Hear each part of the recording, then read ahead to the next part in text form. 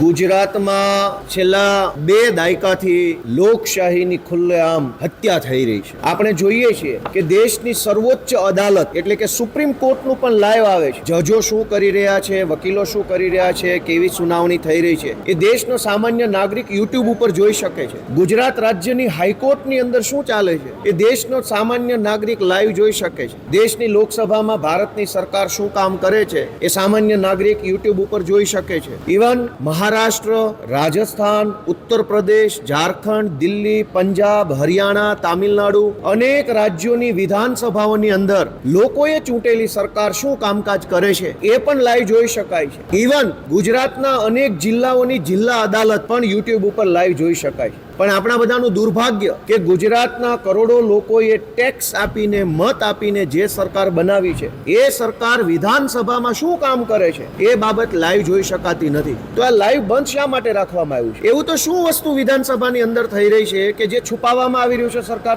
એવા તે કયા કામો છે જે જનતાથી છુપાવવામાં આવી રહ્યા છે? અને આખરે તો અમે બધા ધારાસભ્યો અને સરકાર લોકો વટી, લોકો દ્વારા જ બનેલા માણસો છીએ. લોકોએ મત આપ્યા ત્યારે જ તો ધારાસભ્યો છે, લોકોએ મત આપ્યા ત્યારે જ તો સરકાર બને છે. તો લોકોને પૂરેપૂરો જાણવાનો અધિકાર છે કે ગુજરાતની વિધાનસભામાં પક્ષ અને વિપક્ષ ભેગા મળીને શું કરે છે એ જાણવું જોઈએ. ખૂબ જ દુઃખ સાથે કહેવું પડે છે કે ગુજરાતની વિધાનસભાનું લાઈવ પ્રસારણ જે કરવામાં નથી આવતું એ લોકોના જાણવાના અધિકાર ઉપર તરાપ છે. કંઈક તો એવું ચાલે છે અહીંયા સરકારનું જે છુપાવવામાં આવે છે. જો લોકો વિધાનસભાને લાઈવ જુએ અને જાણે કે લોકોના મતથી ચૂંટાયેલા સરકારના મંત્રીઓ અને મુખ્યમંત્રીઓ વિધાનસભામાં કોઈ કામ કરતા નથી, માત્ર ભાષણબાજી કરે છે, આ વાત લોકો જાણી ન જાય, લોકોને ખબર ન પડી જાય, એટલા માટે થઈને કદાચ આ લાઈવ બંધ રાખવામાં આવ્યું છે.